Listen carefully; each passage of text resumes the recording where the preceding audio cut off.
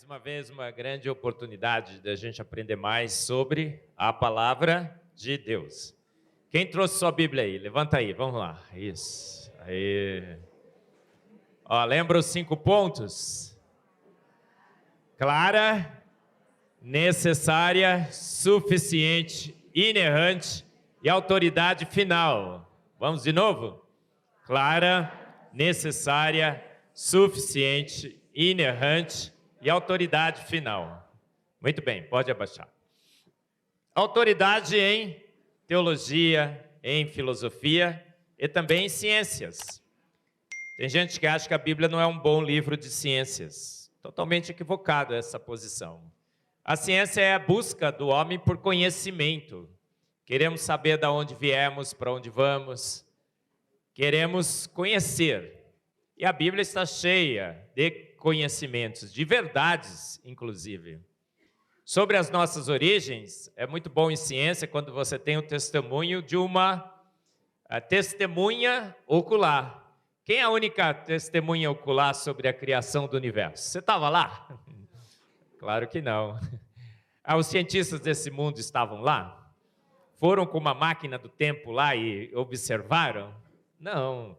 O único que observou foi o nosso grande Deus, que criou na realidade. Então, é um livro de ciência, sim, tem grandes ciências. Ciência das nossas origens, sanitarismo, tem pedagogia, como você deve ensinar seus filhos.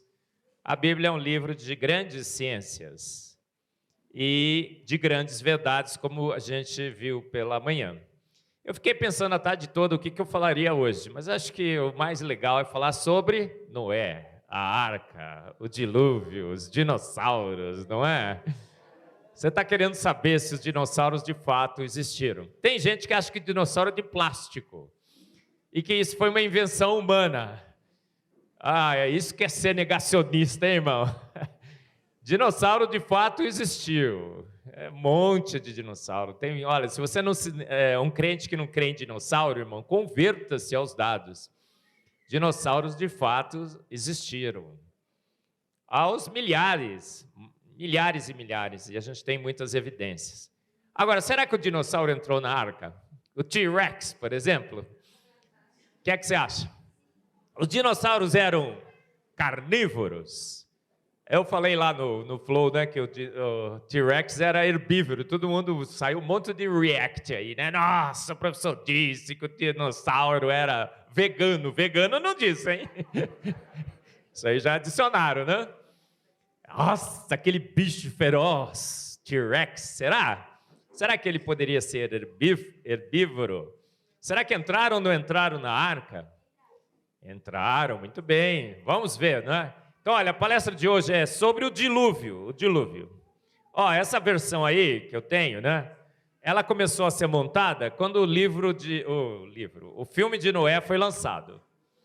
Não sei se você assistiu aquele filme, mas eu assisti, não sei se você gostou. Eu detestei, né? Não é o filme sobre Noé, é o filme sobre o não é. É o não é. Noé era um homem justo e bom que andava com Deus. O Noé do filme é um psicopata. Né? Ele não andava com Deus, não era justo nem bom. Tinha até Transformers. Negócio meio estranho, né, gente? Que é aquilo? Eu pus no meu Face, coisa de ateu, deu no que deu. E quando o filme foi lançado, eu fui convidado pela Igreja Presbiteriana Ebenezer, ali em São Paulo, para dar uma palestra sobre Noé. Até aquele ponto, eu nunca tinha falado sobre Noé. Eu falava de coisa muito mais simples. Falava sobre quinesina, ATP sintase, falava sobre a homoqueralidade da vida, essas coisinhas simples, não é? Mas sobre Noé, nunca tinha falado. Noé, para mim, era coisa do Adalto Lourenço. Lourenço, né, que falava sobre Noé. Mas o pessoal me chamou, e aí eu não consigo falar não, né, maluco, beleza aqui. Falei, vou dar uma palestra sobre Noé. A ideia é que a gente assistisse o filme juntos, não é, Linda? Você estava comigo lá, não é? E depois eu desse uma palestra sobre Noé. E eu comecei naquele filme, quando ele foi lançado, a montar essa palestra. E eu não tinha nada, não tinha evidência nenhuma. Até eu tinha algumas dúvidas sobre Noé, arco, dilúvio, dinossauro. Aí eu fui ler, fui estudar, a gente está abarrotado, afogado, atolado de evidências de que esse dilúvio realmente aconteceu, que o relato bíblico é um relato técnico, sóbrio, consistente, coerente, e que de fato esse dilúvio aconteceu e que há fatos que confirmam esse grande evento. E eu comecei a preparar aquela palestra, a gente assistiu o filme, né? Foi terrível. Eu queria sair do meio, né? Não sei se você conseguiu chegar até o final. Você conseguiu? Eu consegui também. Mas... E aquela foi a versão 1.0. Então, nós estamos aqui na versão 58.7 dessa palestra.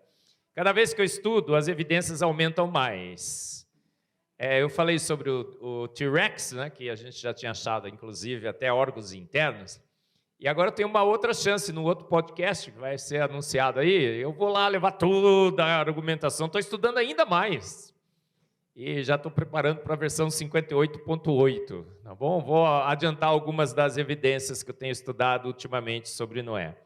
Então vamos lá, vamos falar sobre Noé, arco, dilúvio e os dinossauros. Olha, eu falei pela manhã, tem gente que acha que Deus não poderia, por exemplo, ter feito a jumenta falar. Gente, vamos combinar? Quem fez a jumenta? Deus. Quem fez os seres falantes? Deus. Então, para Deus fazer jumenta falar, gente, é facinho, facinho, facinho, não é? Se a Bíblia tivesse dito que Deus fez uma jumenta cantar ópera, você acharia difícil, gente? Absolutamente não. Ele fez todas as coisas, ele fez um universo com 2 trilhões de galáxias, com 100 bilhões de estrelas em cada uma dessas galáxias, que dá quantas estrelas então, gente? 60 sextilhões, não é? Mas a gente não consegue contar, é mais ou menos 60 sextilhões. E o exibido exagerado ainda diz que chama-as todas pelo seu nome. Às vezes a gente ora para Deus e fala assim, será que Ele me conhece pelo nome? Gente, conhecer você pelo nome para Deus é facinho, Ele conhece 60 sextilhões de estrelas pelo seu nome. Ele chama Maria, e o exibido exagerado diz que chama as estrelas e elas respondem, sim, Senhor. Então nós temos um Deus que fez todas essas coisas, para Deus fazer uma jumenta falar é facinho, facinho, facinho. Tem gente que acha que Deus não poderia ter feito um peixe engolir Jonas. Bom, a gente tem vários relatos de peixes hoje, que outro dia um surfista, né, foi engolido praticamente por um peixe. Tem vários e vários relatos de peixes. Tem uma vez colocaram um sensor numa baleia, porque estavam querendo estudar a movimentação das baleias pelo mar. De repente, o que acontece? A temperatura daquele sensor, que estava a uns 8 graus, de repente, sobe para 37. E a profundidade daquela baleia aumenta drasticamente. O que aconteceu? A baleia foi engolida viva por um grande peixe.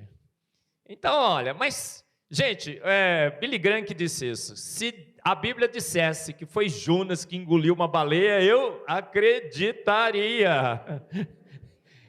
Tem gente que fala assim, nossa, o cara morreria, não conseguiria respirar dentro da baleia. Gente, Deus criou a baleia, Deus criou o interior da baleia, Deus criou os seres que respiram, Deus criou o oxigênio. Se Deus quiser fazer você ficar uma semana dentro de uma baleia, Ele faz, não faz? Tem gente que é pouca gente de pouca fé, né? Não é verdade? A nossa fé às vezes é vacilante. Deus tem todo o poder, toda a autoridade. E para Ele fazer um peixe engolir Jonas, o que Ele pode ter feito com Jonas lá? Um monte de coisa, a gente não sabe. Ele pode, inclusive, ter fornecido oxigênio, ou ter feito que ele estivesse lá, de certa forma, hibernando, alguma coisa assim. Não tem nenhuma coisa que Deus não pode fazer. Tem gente que não crê que Deus tenha parado o sol para que Josué pudesse ter vencido a sua batalha. Gente, será que Deus não conseguiria parar o sol? Deus criou o sol. Deus criou a gravidade obedece, está sob a sua autoridade. Jesus andou sobre as águas. E o exibido exagerado, na realidade, em Josué, ele fala assim, olha, eu parei o sol num lugar e parei a lua em outro. Ele localiza nos céus o sol e a lua. Por quê? Porque hoje a gente sabe que a Terra tem um movimento de translação, de rotação, o sol também. Se a gente imaginar, né, que o referencial é a Terra, o sol gira em torno da Terra. Coloca a Terra como seu referencial. A gente nem sabe nem quem é o referencial absoluto, certo? E a Lua também, movimento de rotação e translação. Foram fazer os cálculos, a única forma de Deus ter parado o Sol e ter parado a Lua, e eles terem ficado parados nos céus para o observador terrestre, seria como? Fazendo o quê? Parado o universo. Deus parou o universo. A gente, não pode. Gente, Deus criou o universo. Se Deus falar assim, o universo deu uma cambalhota, o que o universo faz? Pum, dá uma cambalhota. Não é assim? É o nosso Deus. Deus parou. Mas por que Ele localizou os astros no céu? Para que fizéssemos a conta e percebêssemos. Ele é exibido e exagerado, lembra? E muito bem-humorado. Muito bem-humorado. Olha, eu não sei se vocês conhecem. Quem leu esse livro? E a Bíblia tinha razão. Eu li quando eu era garoto, achei maravilhoso, sensacional. Um livro de apologética, defesa da fé e tudo mais. É um grande best-seller. Hoje eu leio o livro e falo, que coisa ruim, hein, gente? Sabe o que o livro fala? Que para atravessar o Mar Vermelho, tinha uma região muito rasinha, Deus mandou um ventinho, abriu um pouquinho a aguinha e eles passaram. Será? Ele tenta explicar os milagres de Deus com as forças naturais. Isso é um grande engano. Um grande engano. Por quê? Porque Jesus, quando a mulher que vertia sangue encostou nele, ele falou assim, senti que de mim saiu o poder. Que poder foi esse, gente? Forças eletromagnéticas? Forças nucleares? Gravidade? Absolutamente não. Foi um poder que nós desconhecemos. Ele domina forças que a gente não conhece. A Bíblia chama de virtudes de Deus, que Ele usa em ocasiões especiais. E Ele abriu o Mar Vermelho? Abriu. O que eu acho que Ele foi? Que região que deve ter sido? A mais profunda. Não é? Porque quando Ele quer fazer, Ele é exibido e exagerado. A Bíblia diz que você via as paredes de água. Olha, se foi um lugar rasinho com ventinho, como é que afogou então os egípcios, né? Explica aí, o negócio fica pior, né? Você tenta consertar e estraga. Então era o nosso grande Deus usou nesses eventos forças além das forças naturais. E Deus não poderia ter criado o universo pelo poder da sua palavra. Ele usou processos naturais não guiados, não é? Tem crente que é big banguista. Você vai sair desse retiro convertido à palavra de Deus, tá certo? Ninguém vai ser mais big banguista aqui, né? Olha, Deus não guiou o Big Bang. A gente sabe disso, a gente viu a foto, né? Mostrei hoje de manhã, o universo foi feito, pronto, pelo poder da sua palavra. É assim que a Bíblia diz. Não, mas professor, mas Deus precisaria de um processo, de um mecanismo. Talvez Ele tenha criado uma nuvem gasosa em expansão e foi ao longo de milhões e milhões de anos estruturando. Deus guiou, Deus calibrou as forças. Tem gente que acha que Deus calibrou as forças. Irmão, se Deus calibrou as forças para que as forças naturais pudessem ter criado o universo, lamento te informar, mas Deus não sabe calibrar forças. Porque as forças não têm poder para criar o universo. A gente sabe disso, que uma nuvem gasosa em expansão deveria continuar em expansão forever and ever, né? Eternamente. Olha, o pessoal diz que as explosões criaram pó cósmico. Pó cósmico criou rochinhas. E rochinhas colidiram uma com a outra. A energia cinética foi transformada em energia interna. A rochinha fundiu e uma colou com a outra. Gente, esse efeito super bonder cósmico. Conhece isso? E a rochinha foi aumentando. Formou uma bola de rocha incandescente que esfriou. Mas aí não tem água, certo? Da onde veio a água? São Júpiter atrai os blocos de gelo do universo que se formaram e atiram e bate certinho na Terra. Santa mira, não, gente? Aí um monte de água, aí forma aquela sopa ácida, escaldante, venenosa que nasce a sua tataravó, aquela ameba primordial que lenta, gradual e sucessivamente vai evoluindo, passa pelo chimpo até que é ser humano, até dar em você, uma ameba evoluída. Já cumprimentou a ameba do seu lado aí, gente? Vamos lá, vamos. Cumprimenta a ameba. Fala, amebinha. Amebão. Amebinha. Você viu aquela lista? Você preenche todas as características. Você pode preencher todas, mas quem excede as características é a linda. Né? Tem muito mais, né, linda? Muito bem, gente. Deus fez pronto, Ele chamou pronto. O exibido exagerado chega em Gênesis. No quarto dia ele diz assim: e criei também as estrelas. Né? 60 sextilhões de estrelas, ele falou assim, criei as estrelas, tá bom? É demais, não é? Deus é absolutamente fantástico. E a gente viu, né, essa foto sensacional, o universo foi feito pronto. Deus mandou a foto. E contra fotos, não há argumentos. Muito bem. Tem gente que acha que o dilúvio não foi global, que foi local. Aquela associação que eu adoro, né? Já mencionei ela aí de manhã, é isso que eles falam, que o dilúvio foi local. Gente, foi assim então, tá certo? Gostou? Maravilhoso, né? Olha, eu acho que você deve ou defender o dilúvio bíblico ou ser contra ele. Um dilúvio global ou ser contra, tudo bem. Agora, você tentar dizer que é local, hein, gente? É difícil. Aí que é impossível, não faz sentido algum. Então, de fato, um dilúvio aconteceu. A Bíblia descreve. Deus gasta 4 capítulos de Gênesis para descrever esse dilúvio. Tem tanta coisa importante que Deus fala tão rapidinho na Bíblia, não tem? Você fala, Senhor, não poderia dar um pouco mais de detalhes? Mas por que ele gasta 4 capítulos? Primeiro, porque é um evento absolutamente crucial na história da humanidade. Na nossa teologia, inclusive. Muitos dos nossos pontos de fé são baseados no dilúvio, não é? Jesus é o segundo Adão. As nossas doutrinas, muitas delas, Jesus disse, olha, como foi no tempo de Noé, será na volta de Cristo. Então, esses 4 capítulos, Deus também dá detalhes técnicos, engenheiro conversando com engenheiro, para que a gente possa ter convicção de que o castigo de Deus um dia atingiu esse planeta na forma de uma grande inundação. E há muitas evidências para o dilúvio bíblico. Eu poderia falar sobre muitas mesmo. Cada vez que eu estudo, eu encontro mais. Mas a gente vai falar sobre as top 10. As 10 melhores, tá bom? Quantas foram lá?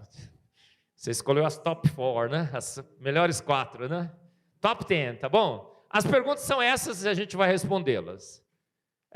Como eu vou falar cada uma, não vou precisar ler essa lista inteira, vamos para a primeira.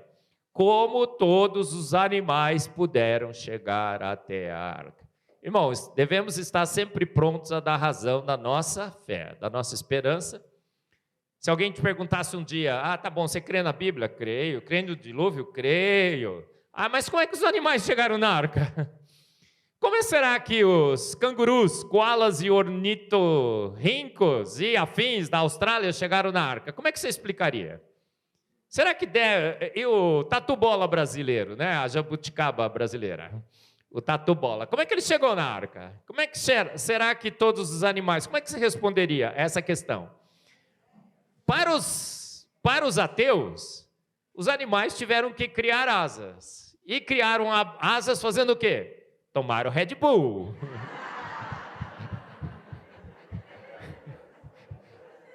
Te dá asas. Será que os animais tomaram Red Bull, gente? Como é que eles chegaram? Olha, nós sabemos hoje que no início a Terra foi criada com vários continentes, certo? Errado. Tinha um continente só, que é popularmente conhecido como Pangeia. Mas será que a Bíblia dizia que, diz ainda, né? Sempre disse, que haveria apenas um continente? Absolutamente sim. Mais uma grande verdade científica da Bíblia que foi confirmada pela ciência. Muitas verdades científicas que a Bíblia anuncia, a Bíblia anunciou antes da ciência descobrir. Olha, foi só com os satélites, com as naves espaciais, que a gente conseguiu subir lá em cima e olhar para baixo, monitorar o movimento dos continentes e perceber que eles estavam se afastando. Monitorar a forma desses continentes e perceber que eles se encaixam perfeitamente.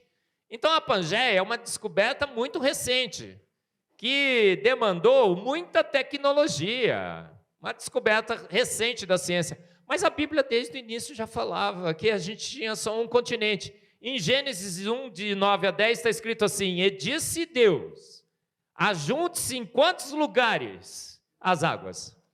Num só lugar. Num só lugar, quantos dá? Um único lugar. E apareça quantos elementos secos? O elemento seco. Chamou Deus o elemento seco? Terra. Então, Gênesis já anunciava, muito antes da ciência descobrir com seus telescópios, naves espaciais e tudo mais, que no início nós tínhamos um único continente, um único mar. Provavelmente esse único continente, ele tinha um clima muito uniforme. A quem crê no dilúvio e entende que o dilúvio de fato aconteceu e estuda bem o dilúvio, acha que esse clima é um clima assim semi-temperado. Uma temperatura entre 23 e 24 graus, que se mantinha em 23 e 24 graus. A umidade do ar era muito maior. Então, essa temperatura e essa umidade traziam condições para que a vegetação crescesse abundantemente. Inclusive, nós achamos que tinha mais CO2, gás carbônico, na nossa atmosfera. Gente, hoje em dia estão transformando o gás carbônico num gás do mal, né? Vamos aqui cozinhar no planeta Terra com aquecimento global. Olha só que perigo o gás carbônico. Mas, gente, gás carbônico é vida, gás carbônico é alimento. As plantas adoram gás carbônico, não é? Tem estufa que aumenta a quantidade de gás carbônico dentro da estufa, as plantas crescem mais, agradecem, estão muito bem mais alimentadas. Talvez nós tivéssemos mais CO2 na atmosfera. E o que acontece então? Com umidade, com CO2, com uma temperatura ideal, as plantas cresciam. Então as árvores eram muito maiores.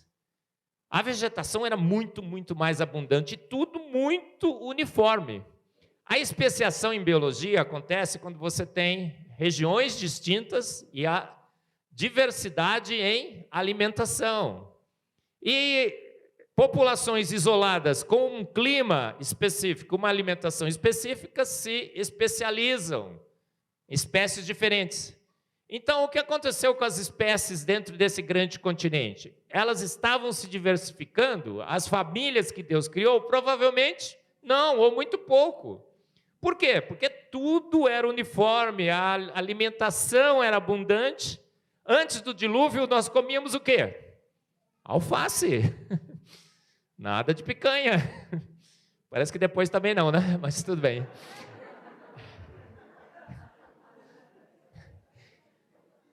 Éramos herbívoros. A Bíblia diz que os animais eram herbívoros também. T-Rex herbívoro? Sim, desculpa de destruir a sua cultura hollywoodiana. Então, como tínhamos apenas um continente com um clima uniforme, uma alimentação bastante uniforme, o que acontecia? Os animais, para chegar até a arca, o que eles fizeram? Andaram. Quantos quilômetros? Muito pouco. A distância é muito curta. Por quê? Porque a distribuição desses animais nesse grande continente também era uniforme.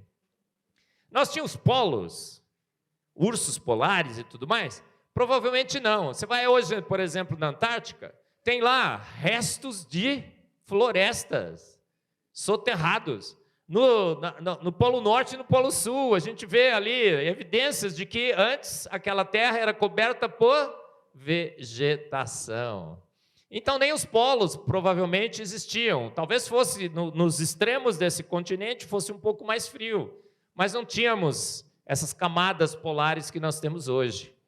Então um continente absolutamente uniforme, uma distribuição uniforme de animais. Então, se te perguntarem da próxima vez como é que os animais chegaram até a arca, você vai dizer o quê? Andando. Que distância? Pouquinha. Estava tudo distribuído, uniformezinho, pertinho da arquinha, né? Foi andando. Deus deu a ordem, os que estavam mais próximos já chegaram. Muito bem. Olha, está vendo aquelas faixas ali que se propagam entre diferentes continentes? São faixas com fósseis, o mesmo tipo de fóssil. E, por exemplo, tem uma faixa ali, olha, que vai da América do Sul, passa pela África, a verdinha, né? América do Sul, África, Índia, Antártica, Austrália, com o mesmo tipo de fóssil. O que isso significa? Que, de fato, esses continentes estavam unidos. E que toda essa sedimentação e camadas sedimentares com fósseis foram depositados sobre esse grande continente, enquanto ainda estava unido. E essa separação ocorreu depois da deposição das camadas sedimentares. Então o registro fóssil foi formado sobre esse continente. Quem acredita no dilúvio acha assim, olha como é que é o cenário. O grande continente existia. Quando Deus decide destruir a terra com o dilúvio, o que ele faz? Ele faz alguma coisa com o planeta Terra que esse grande continente perde a sua estabilidade. Ninguém sabe o que foi. Por quê? Porque, infelizmente, isso não foi registrado em vídeo. Em selfie. Eu brinco, né? Noé perdeu uma grande chance. Porque ao entrar na arca, ele poderia falar assim, estou entrando na arca, vou fazer uma selfie. Postando no Instagram, né? Mas, o que a gente acha? Olha, uma das possibilidades que eu acho mais prováveis é que Deus mudou um pouquinho o ângulo de inclinação da Terra. A Terra é inclinadinha, né? E aí ela vai orbitando o Sol assim. Aí nós temos primavera, verão, outono e inverno. Magnífico. Mas o ângulo de inclinação da Terra é 23 graus e meio. Talvez Deus tenha mudado um pouquinho esse ângulo. Tric, cric, né? Quer que eu repita o barulhinho, irmão? Cric, né? E aí trincou o grande continente. E esses continentes começaram a se separar. E essa separação foi muito rápida no início, está diminuindo hoje. Agora, durante o ano do dilúvio, a separação começou, mas os continentes ainda estavam muito próximos. E toda a sedimentação ocorreu sobre esse grande continente, que depois os continentes que foram formados se separaram. Uma grande evidência a favor do dilúvio, o registro fóssil. Olha aí, gente, mas o encaixe é perfeito. Perfeito. É perfeito demais. Dizem que esse movimento, há 3,5 bilhões de anos que ele teria começado. E que eles estariam por bilhões de anos separando, gente. Pode? Não pode. Se essa separação fosse realmente um processo que está ocorrendo há milhões e milhões e milhões de anos, o que aconteceria? A gente olharia hoje os continentes e não observaria mais o encaixe perfeito. A erosão que come as bordas teria modificado a forma de tal ponto que a gente não observaria mais o encaixe. Mas não é só o encaixe das superfícies. As bordas são auto-encaixantes, elas fazem assim, ó, clique, clique. Quer que eu repita o barulhinho, irmão? Ó, clique, não? Encaixa perfeitamente. Isso significa o quê? que essa separação foi muito recente. Milhares, não milhões. Nós temos a foto do universo sendo formado e a gente tem o vídeo da Terra jovem. Está vendo aí, irmão? É o vídeo da Terra jovem. Esse vídeo, obviamente, é uma simulação, mas essa simulação só encaixa com milhares de anos, não milhões. Mais uma grande evidência de que essa separação é recente e ocorre há pouco tempo. Milhares, não milhões de anos. Senão, não encaixaria mais. Essa deposição de camada fóssil com o mesmo tipo de fóssil que se propaga em vários e vários continentes só pode ser explicada à luz do dilúvio. Só pode ser explicada à luz do dilúvio. Agora, a grande segunda pergunta é essa. Havia espaço? Nossa, agora você está enrolado, hein, Marcos? Como é que você vai explicar isso? Olha, eu não sei, né? Eu sou terceira geração de batistas, né? Agora virei presbiteriano, né? Sou um batisteriano, vamos dizer assim. E eu aprendi desde pequenininho, né, a frequentar a escola bíblica dominical. E na escola bíblica dominical, muitos dos livrinhos têm essa figurinha aí, gente. Pode? Não pode. Você vê um livrinho desse, o que você faz, irmão? Joga fora. Não joga fora, não. Alguma criança pode achar. Põe fogo. Por quê? E depois os nossos jovens não creem no dilúvio, porque a gente mostra isso daí para eles. Pede para as criancinhas na IBD colorirem. Gente, isso daí seria um bom modelo para a Arca de Noé? Abarrotado de bicho assim, a primeira ondinha que passaria, o que aconteceria? Tudo morreria afogado, gente. Gente, mas a arca, havia espaço na arca.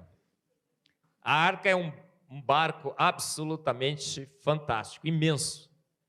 300 por 50 por 30 côvados. Que o côvados, essa distância aqui, né, que a gente calcula com o nosso bracinho de hoje.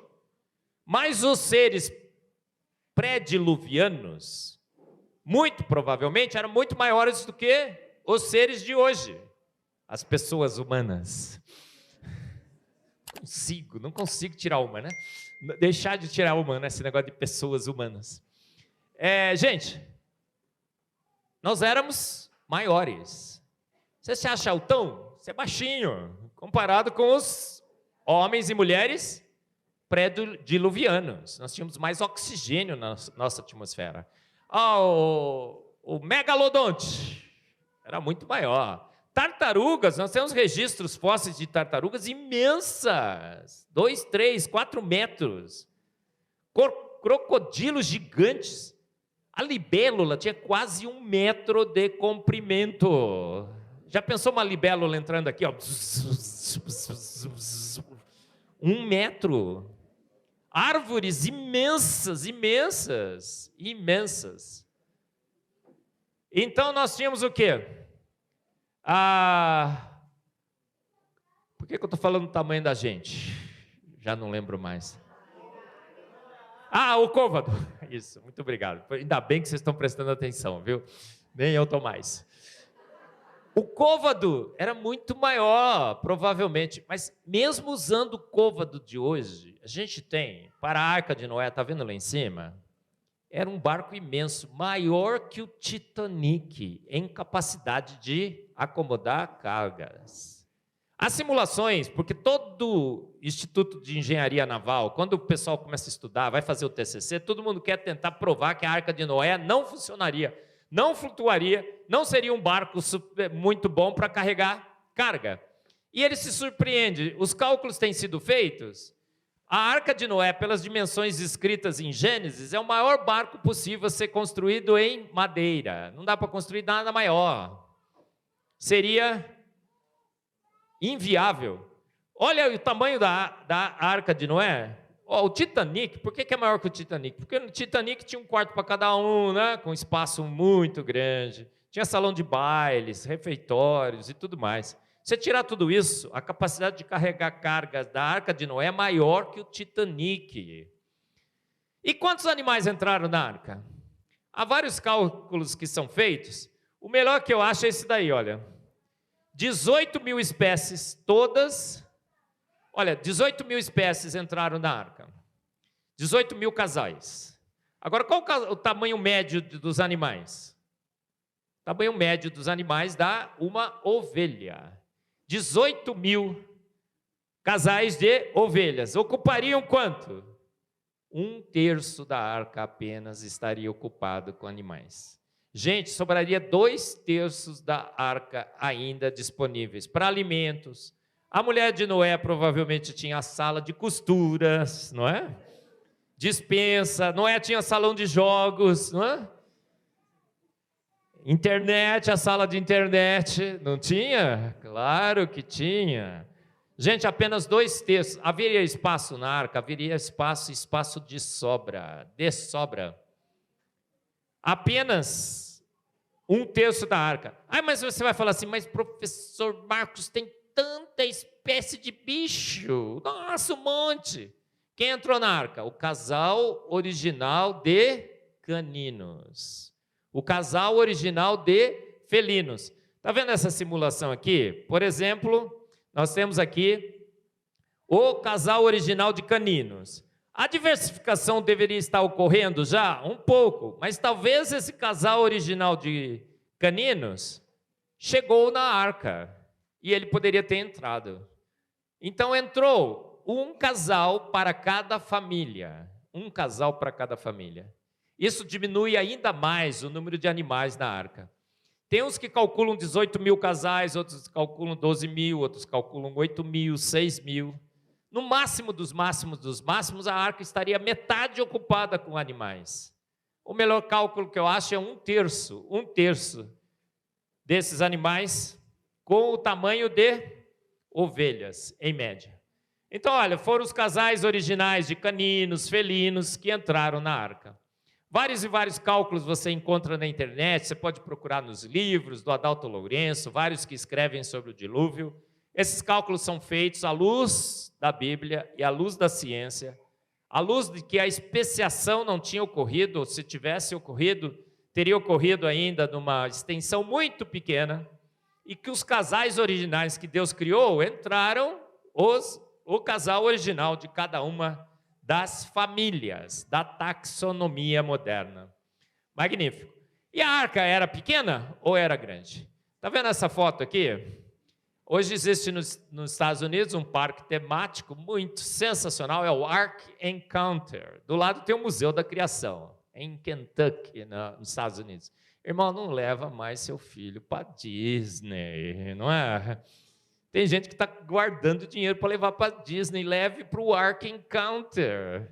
Esse parque temático está construído, magnífico, já está correndo lá nos Estados Unidos.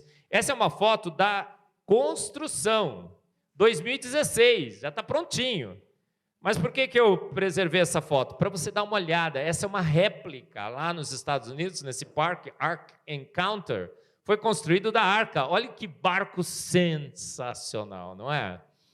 Uma obra de engenheiro. Esse barco foi simulado a partir das dimensões descritas na Bíblia, um livro técnico, uma descrição de engenheiro para engenheiro. Olha lá os andares e tudo mais, sensacional. Tem 3 andares. Eu, antes da pandemia, estava querendo organizar, junto com o Adalto Lourenço, está vendo nós ali, uma excursão para o Ark Encounter. Nós só paramos a voz ficou até melhor, hein? A gente só parou essa ideia por enquanto, tá on hold, porque as passagens estão caras demais, né? Ficou muito caro e tudo. A gente está esperando melhorar um pouco a situação, mas queremos fazer um passeio aqui, olha, visite o Ark Encounter com Adalto Lourenço e eu. Vai ser sensacional, não? Você está querendo ir também, né? Eu nunca estive lá, mas disseram que é um parque sensacional. Olha o tamanho da arca.